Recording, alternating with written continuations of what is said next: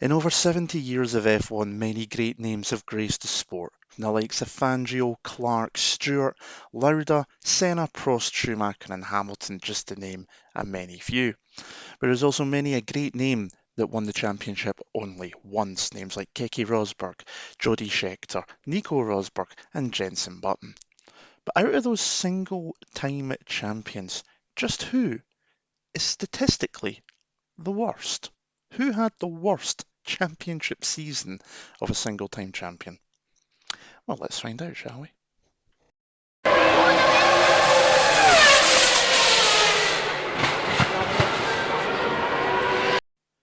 Greetings, race fans. Hello, welcome back to the channel. My name is Andy Campbell, and welcome along to another statistical video that I seem to like doing quite a lot.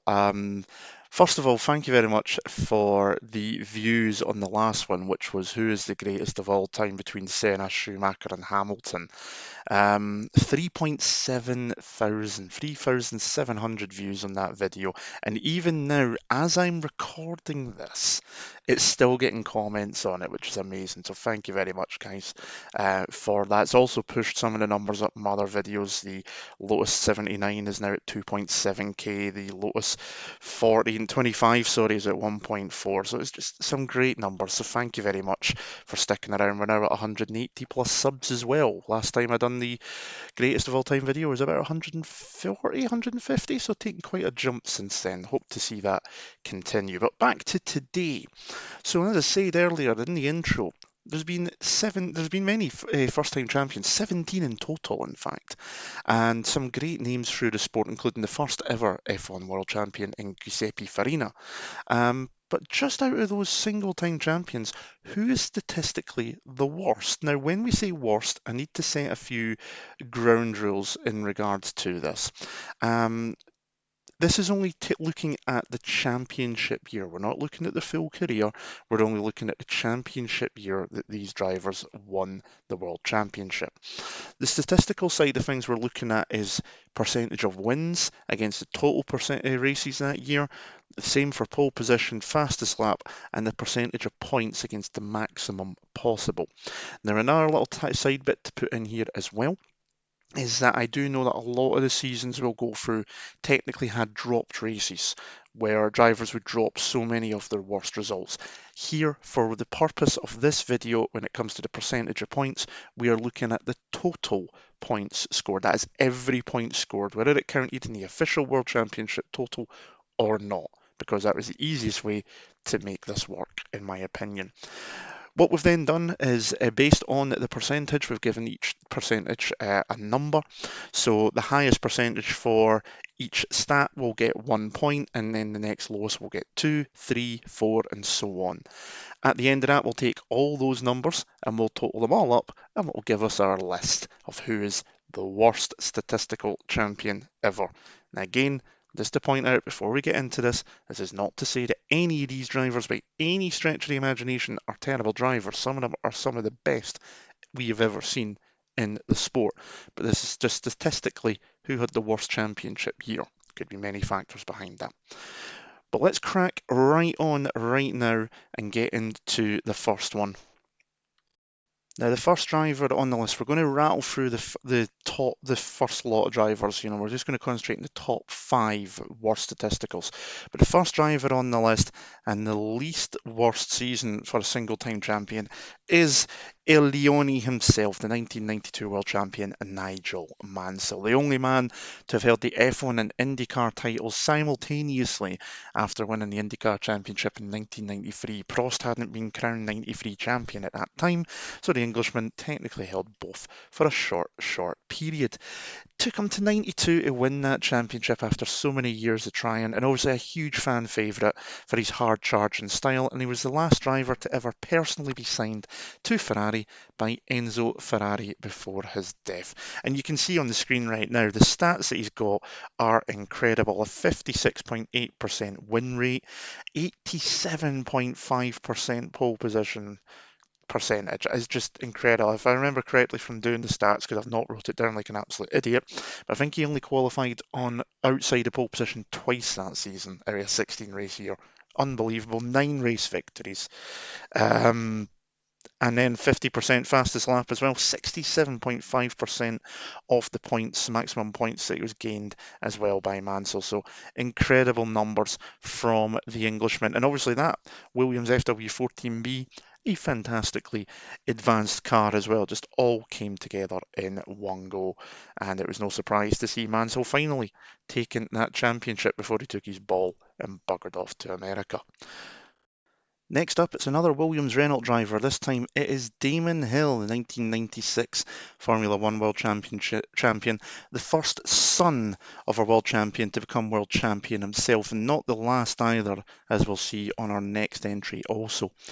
Damon was a late starter to single-seaters, having been a biker in his early years, and got his shot in F1 in 1992 with what was the now struggling Brabham team at that time, while being also the Williams test driver. He picked up the seat in 93 when Mansell went off to IndyCar, and like his dad had to do in 67 when Clark died at Lotus, Graham, his dad, had to pick the team up. Hill had to do the same to Damon in 94 after the death of Ayrton Senna before he retired in 1999. And I was quite surprised at this one. I was a fan of Damon Hill at the time as a youngster, and I knew he had a good season, but I didn't realise how good the stats were until I did this. 50% win percentage, 8 wins in the season, 9 pole positions, 5 fastest laps, 97.60.6% in the maximum. And remember, he was up against the defending and reigning IndyCar champion and Indy 500 winner in Jacques Villeneuve, who we will be coming on to later on as well, funnily enough, during this video. But no, yeah, Damon was showing just what he was capable of, and yet at the end of the season he got dumped by Williams in favour of Heinz-Harald Frentzen. I think that one goes back to previous seasons, and trust me, that's a video I could probably make all on its own. But Damon Hill is the next one up before we move on to the next driver.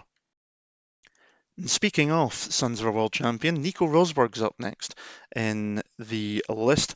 2016 season for the German national driver, and obviously most recent single-time F1 champion around. You can see he's got the best points percentage of anyone on this list, 73.3%, slightly skewed because of the change to the points tally in the mid-2010s, now 25 points for a win. But I did do calculations based on a mid-90s 10-6-4-3-2-1, top 6 getting points, and he still ended up with, I think it was a mid-60s percentage, so he would still have been in the top 3 best points overall, so it wouldn't have made too much of a difference to Rosberg's standings. Obviously, we'll come across his father later, who raced under the Finnish flag. Nico racing under the German national flag as well, as mentioned earlier. And he retired within a week of winning the championship at Abu Dhabi, which was quite surprising to see. Would have been interesting to see how he defended that championship up against Hamilton. But now doing punditry work for Sky Sports F1, amongst some other things.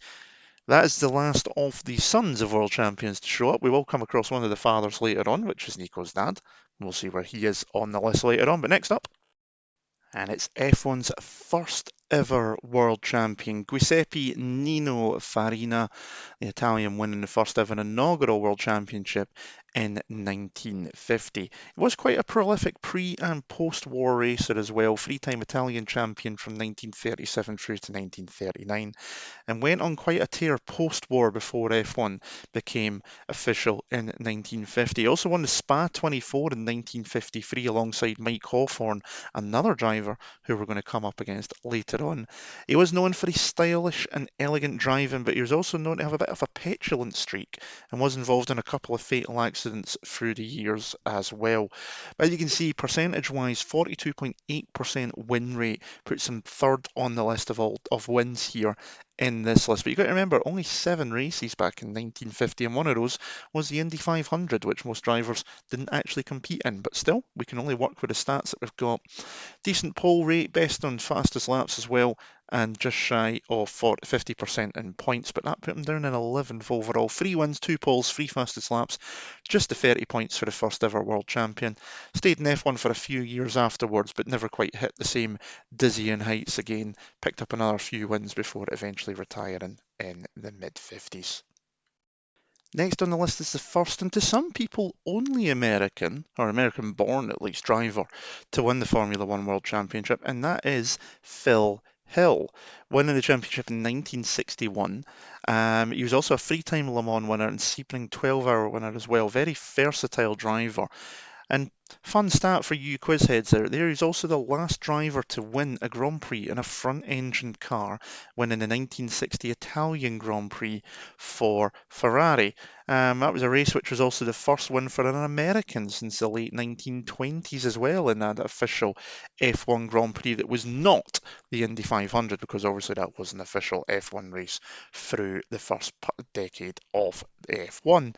But he was actually tied on the end of things with Farina as well, so he ended up with the same amount of overall points at the end. So these two were tied. He had a 25% win rate, 62.5% pole rate, second best overall behind Mansell, which is really, really interesting to see. 2 wins in the 5 pole positions, 2 fastest laps, and 38 points for the American. And as I say, when it tallied them up all together, he tied with Farina. But again, one of the better single-time champions in terms of statistics on the grid, and that first ever American crown to go with it. Next driver on the list is Australia's last Formula One world champion and only the second Australian to win the crown, Alan Jones, winning the inaugural crown for Williams Grand Prix back in 1980. Jones obviously quite prolific as well through the years. Number of victories through his career. Also done a race one time in the IndyCars at Road America and took a podium in that 1985. He was a team director for Team Australia in the short-lived A1 GP series in the mid-2000s and has done commentary work for Channel 9 in Australia on the Australian Grand Prix in the past as well. 5 wins, 3 pole positions, 5 fastest laps, 71 points. Ground effect car with a Cosworth V8 in the back as well. A prolific pairing.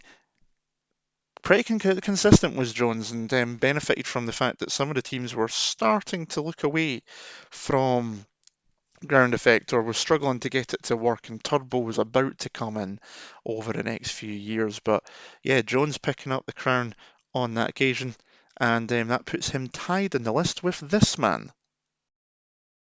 One of the many flying Finns on the list, and the most recent Finnish champion, and also the last world champion for Ferrari, Kimi Raikkonen, is your 2007 champion. He tied with Jones, as I say, on this list, and amazingly, Raikkonen now into his 40s, still racing in F1 at the time of recording in 2021 for Alfa Romeo as well. No nonsense Finn, bit of a pattern for Finnish drivers, it would seem, over the years. And as they still Ferrari's last drivers' champion, which is just incredible to think of when you think of the history of the prancing horse. In the season that he took the championship, obviously many people were concentrating on the Alonso-Hamilton battle at McLaren, Ferrari's main rivals, but Kimi kept it consistent, kept on the road and sneaked in to win the championship by a point at the finale in Brazil. 6 wins, 3 pole positions, 6 fastest laps, 110 points, puts him third overall in the points percentage ratings as well, behind Mansell and Nico Rosberg. So we've already seen the top three for the best point scoring percentages already, and Raikkonen the last one of those. But when will it be that we see another Ferrari back on the top step of the World Championship? At the moment, when are we going to see a Ferrari back winning a race? It's been a number of seasons now since we've seen that. So yeah, be interesting to see how things go. But Raikkonen is the last Ferrari champion and your 2007 champion as well. Moving into the top 10 now, and the 1997 world champion, the son of the late Gilles Villeneuve, it is, of course, Jacques Villeneuve, winning the title for Williams Renault. He was also the IndyCar champion in 95, as well as the 95 Indy 500 winner as well, as I mentioned earlier on when talking about his 96 teammate Damon Hill. Always outspoken as the Canadian driver, never shy of giving his opinion, and now just into his 50s, still races in the NASCAR Euro Series as well, which is just incredible to think of. 10 pole positions in a 17 race season while up against Michael Schumacher is pretty impressive in anybody's book. Absolutely incredible to see. 41.4% win rate puts him fourth overall in the win rate category. Not too many fastest laps, 11th overall in the points percentage, 81 points, of course. 1-2 for Williams that season, technically, after Schumacher got disqualified after the infamous race at Jerez, where we all know what happened, so we don't need to go into that. But yeah, Villeneuve starts us off in the top 10 from 1997 now. We go all the way back to the 50s once again. And back to 1958, the first ever British world champion in Mike Hawthorn. Now, Mike's quite an interesting character as far as I can make out. He would actually not have won this championship if it wasn't for his main rival, Stirling Moss, probably the greatest driver to have never won the F1 championship. Moss spoke on behalf of his rival at the Portuguese Grand Prix, where Hawthorn was given a penalty for a misdemeanor on the road, but Moss said, nope, that's not the case, and they rescinded that. If Moss hadn't done that, he would have won the championship because of the points tallying at that point, but he always said he would rather win fairly than to win unfairly, and he felt that was unfair for Mike to get that penalty. Obviously, Mike is also known for winning the infamous 1955 Le Mans 24-hour race. He went on to win the race, but he was involved in that hugely fatal accident as well. And it haunted him for many, many a year as well. He would never get the chance to defend his championship either, dying in 1958 in a road accident not long before the start of the season. And it was alleged that he was actually terminally ill at the time as well, but whether that was true or not, I've not looked deep enough. Only the one win, but 5 pole positions and 4 fastest laps shows what a turn of speed the Brit had. 49 points, giving him 49% as well. Second on the fastest lap list, just behind Nigel Mansell. So very quick driver. Could he have won more for his career if he hadn't met his untimely passing? Who knows? But Hawthorn was definitely a character with his dicky bow tie back in the late 50s. Next up, officially the second American to win the World Championship, although he is technically Italian born, is the brilliantly legendary Mario Andretti. I mean, you could make a whole video about the things Mario's done, for crying out loud. Unbelievable. He's won just about everything you can think of. One of only 3 drivers to win in F1, IndyCar, NASCAR, and in World Sports Cars. The other 2 drivers, if you're interested, are Dan Gurney and Juan Pablo Montoya as well. So there you go. He's also won the Indy and Daytona 500s. You think of a race or a category, Mario's probably won somewhere along the line. It's just incredible how well he's done for his career. 37.5% win rate, half the pole positions in the season as well, 44.4% of the points. That Lotus 78 with the ground effects was pretty peerless. It was reliability that would obviously get the better of it from time to time, but that combination of Lotus, Ford, and the black and gold GPS is just legendary. And when you throw in that silver helmet of Andretti's, it's just an absolutely iconic combination. Next, we've got probably F1's biggest playboy in all time. It is, of course, James Hunt, nicknamed in his early days Hunt the Shunt because of the amount of crashes he had. Um, But what a driver he was. Just on and off the track, you were always unsure what you were going to get from James. Took his first ever win in the underfunded Hesketh team. Had many a good result with him as well before finally getting the call to McLaren when Emerson Fittipaldi inexplicably decided to leave to join his brother's team, Coppa Super. It's just unbelievable. There's not much more that needs to be said about 1976 because it's been immortalised by the film Rush, which, by the way, if you haven't watched it, go do that. It's brilliant. Really, really good film. But everybody knows about 76. He did race on until 1979 before retiring mid-season and then joined Murray Walker in the BBC commentary box, giving us that fantastic duo and some of the best quotes you'll ever hear from a commentator. He died, unfortunately, in 1993 of a heart attack, having recorded his commentary for the Canadian Grand Prix just a few days prior. But 6 wins, 8 pole positions, 2 fastest laps, 69 points for the McLaren Ford driver. Obviously, many will say that if it wasn't for Lauda's massive accident in Nürburgring, Hunt probably wouldn't have won this championship. There's a very good argument to that based on how well Lauda was doing up to that point, but history is what history is, and James will always be known as the winner and the champion of 76, probably the most memorable season in F1. Getting close to the top five now, just outside, is the 2009 champion, Mr. Jenson Button. For years, it seemed like the Brits' talent would go down the drain, would be unrewarded. It took till 2006 to finally get that first win at Hungary in the Honda BAR. And then just before the start of the 2009 season, the Honda pulled out, left them with no seat until it was bought up by Ross Brawn and a few others. And of course, that brings us one of the best fairy tale stories that we've ever seen in F1, as Brawn had an absolute genius double diffuser, which gave them enough points in the start of the season, with Button winning 6 of the opening 7 rounds, and that way was what basically got him the championship.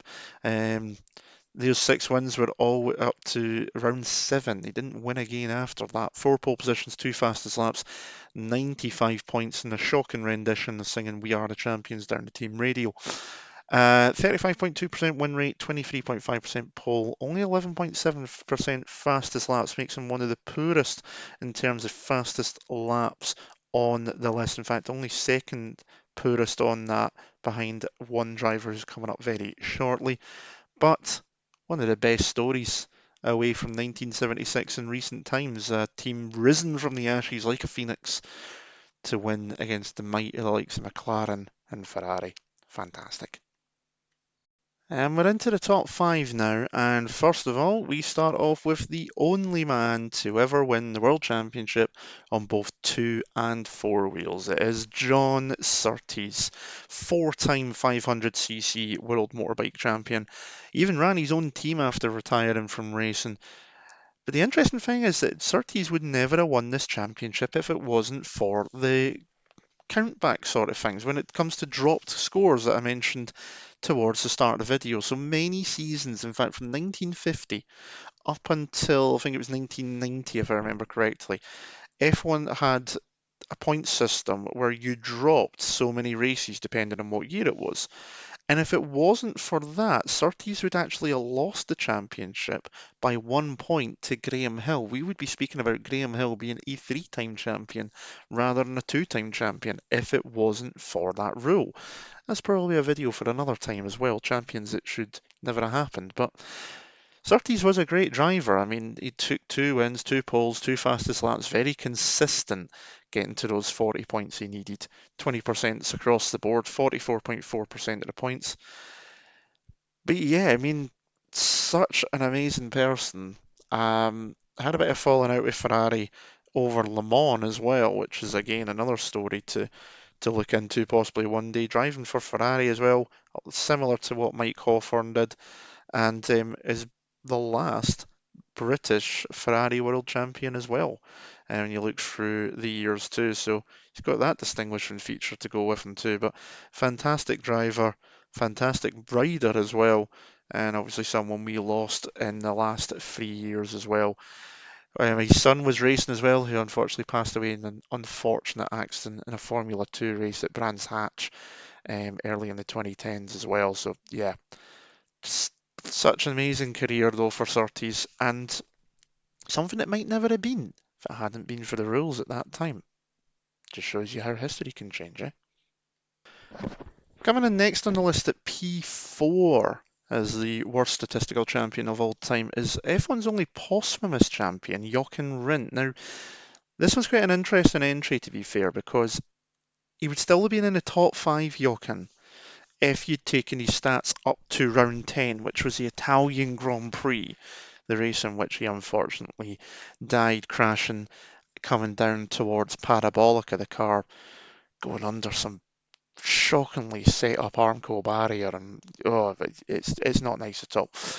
Rindt's remembered for being a fantastic driver. He also helped Jackie Stewart with a fight for safety. He regularly complained to Lotus boss Colin Chapman that built stronger cars, regularly fearing for his life in what was seen by many as flimsy machinery. Chapman always going for lightness and speed over strength and safety back in the days. And Rindt's own prophecy came true that day in Italy, which was unbelievably sad. But Even though there was 3 rounds left in the season, he still managed to hold on to win the championship. He had scored more than enough points. 5 wins, 2 pole positions, just the one fastest lap with 45 points in the Lotus 49 with a Ford VA in the back as well.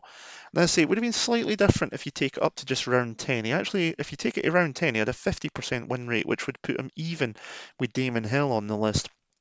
His pole position rate would have improved to 30% and his fastest laps to 10%, and his points would have improved to 45%. So a little bit of differences there if you only take up to round 10. In a case of what could have been for a man who probably could have went easily from strength to strength had he not met his untimely death at that race at Monza. And yeah, just at any time I think of that, I cannot get the images out of my head of that crash and in the words that some people have said. I think it was Denny Hulme, who, funnily enough, is coming up in just a moment, who was following him that day down to Parabolica, and his it's just frightening. But what could have been Rindt was a great champion. The only champion who was crowned after his death never got to experience the greatest height that the sport has to give. Into the top 3 now, and we mentioned them just briefly there. Denny Hulme, or Hulme, I can never pronounce his name properly and I probably completely butchered it. But anyway, the 1967 world champion, the only New Zealand world champion on the list, driving for Jacques Brabham's team that year too. 2 wins, didn't take a single pole position through the year. That ties him for the worst pole position record with the man who's next up in just a moment's time. And in fact, the next 2, so the top 3 share the distinction in never scoring a pole position in their championship winning year. So there's a stat for you.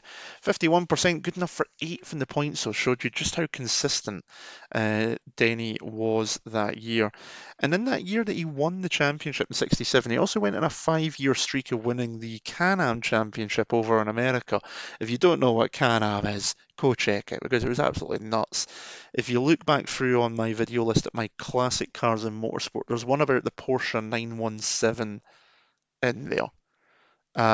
You'll notice it because it's blue and yellow, it's Sunoco, and these cars are just mental. If you want to know about Can-Am, go check it out because it is absolutely insane. And the balls that these drivers have to drive these cars, goodness gracious me, what a time that must have been. Now, Denny even continued racing after F1 as well in touring cars in Australia, and unfortunately actually died during the 1992 Bathurst 1000 race, the biggest race over in Australia. He actually had a heart attack at the wheel of the car that he was sharing that day. And yeah, there's footage of the TV coverage. Obviously, you don't see anything in particular, obviously, but yeah, he was quite a driver for sure. But I guess in one way, he went out doing something he loves, which was racing motor cars. But what a driver. But he is third on the list, leaving us with just the top 2 to go. There's only 2 drivers left. One of them we know is Nico's dad, Nico Rosberg's dad. But is he second, or is he statistically the worst F1 single-time champion ever? Well, in second place it's Jody Scheckter in second place as the second worst statistical F1 champion ever. And again, it's such a horrible thing to say, but it is just what it is, really. As you can see, no fastest laps, just the one pole position, 3 wins during the season. It was his consistency that got him through the championship. And he's the only world champion from Africa. And he was Ferrari's last driver's champion until 2000 when Michael Schumacher finally broke the streak for the Scuderia. Now, Schechter's got almost 2 careers in a sense, I would say. He was known as quite a wild driver in his early days, with many of the drivers actually wanting him banned back in 1972. If you've ever seen the massive startling crash at Silverstone from that year, Scheckter is always seen as being the one who caused it, and people wanted him banned because of it. The only reason he never got banned or it never went further was that his team at the time, McLaren, decided to basically bench him for the next 4 races to try and calm him down and to appease the other drivers. His wild ways continued for a number of years. It wasn't until 73 when he came across the crashed car of Francois Sever at Watkins Glen. And this was the race that this accident was actually what took the life of a very talented Frenchman in the Tyrrell who was teammates to Jackie Stewart. That was the reason Jackie never took part in his 100th Grand Prix. He pulled out from it because Francois died in practice. And Scheckter came across the scene and basically found Sever was almost pretty much decapitated by a poorly placed Armco barrier, a very reoccurring theme in the 70s. Dead on impact, unfortunately. That kind of changed Scheckter. He kind of curtailed these wild ways after seeing that, and he became a bit more of a calculated driver. And it was that calculated drive that got him to where he is and got him to winning the championship in 1979. He was teammates, remember, with Gilles Villeneuve that season as well, and everybody thought Gilles would go on to become the next Ferrari champion. But of course, before he got the chance to do that, he met his untimely death in 1982. But Jody Scheckter, second statistically worst F1 champion of all time, which leaves us with only one man who tops the list, and that is, number one statistically worst single-time F1 champion of all time is the flying Finn Keke Rosberg. Probably the fastest Tash in the business, unless of course you're a Nigel Mansell fan. The chain-smoking, no-nonsense Finn was even the holder of the fastest ever lap until the mid-2000s. He was also the first Finn to compete regularly in F1, paving the way for the likes of Hakkinen, Raikkonen, and he was obviously succeeded by his son Nico as well, who we've seen earlier on in this list. In his championship year, you can see that he's obviously only won one race, one pole position, no fastest laps, just 44 points in that season, but 82 was a horrible year. No driver won more than two races in that season. So Keke won only one race less than anybody else. It was also the year we mentioned just a short bit ago when Jacques Scheckter, Gilles Villeneuve passed away in 82. It was also the year that Riccardo Paletti, a rookie driver, passed away at the Canadian Grand Prix. There's career-ending injuries to Didier Pironi at the German Grand Prix. And it was the start of the turbo era as well with the turbo cars, but they were so unreliable that they would usually blow up before the end of the race. So the normally aspirated Ford engine in the back of the Ford was a lot more reliable than the turbo-powered Ferrari and the turbo-powered Renaults, etc. And that just made the difference. That allowed Keke to be consistent enough to pick up points here and there, despite only getting the one win. And it meant he became the 1982 world champion. And it feels bad saying that he's the worst because obviously he's not. None of these drivers are the worst in any way, shape, or form. They are legends in their own right in the sport. But when you look purely just at the statistics, Keke's season is the poorest for a single-time champion, purely based on everything that we've looked. You can see in front of you just now on the screen. There's a lot of mitigating circumstances for a lot of these people through their careers, and Keke's is definitely one in amongst that. And yeah, who knows what could have been that season? We could have been seeing a Ferrari world champion. It could have been Gilles Villeneuve if he hadn't died. It could have been Pironi, who was cantering to the championship before his career-ending injury at Hockenheim. So there's just so much that could have been in this season. But it was Rosberg who came out on top once we got to the final round at Caesar's Palace. And let's never mention Caesar's Palace again because that track was horrible. But that is it. And as you look now on the screen, you can see you'll see the full list shortly as well, but you'll also see the top three for best wins, poles, fastest lap, and points. Mansell first or second across the board in there. And then it's a bit of a mixture throughout. So obviously we've got Damon Hill with a win percentage. Nino Farina's in there for best wins and also for fastest laps. Jacques Villeneuve in there with pole positions along with Phil Hill. Mike Hawthorn for the fastest laps. Raikkonen in there too, as you can see with the top three. And there's your list as well from top to bottom. Keke at the top and Mansell down at the bottom as the best single time champion in terms of statistics. But that was a very different and interesting walk down memory lane and a very different kind of video. And again, love to hear your comments below of what you think. Who do you think, if you ignore statistics, or even if you take part of the statistics and use other parts, or out of these champions, out of these 17 drivers, who do you think was the quote unquote worst of the champions, single time champions? Do you agree with it being Keke, or do you think that his huge balls for the way he drove the car in future years made him a better champion than what he was? Was it possibly Mansell because he had superior machinery? Could he even go as far as that? Possibly. Let me know in the comments below. Please do keep it civil and clean in the comments. Love to see how many views this video can get. And if you'd like to see more videos like this where I deep delve into the statistics of things, do let me know of any ideas you might have in the comments of videos you'd like to see me do in the future. Don't forget, as always, like, comment, and subscribe. Do keep looking after yourselves during these difficult times as things slowly start to return to normal in most places around the world. But that is it for now. Thank you very much for watching and listening. My name's Andy Campbell. Until next time, I'll see you again soon. Ta-da.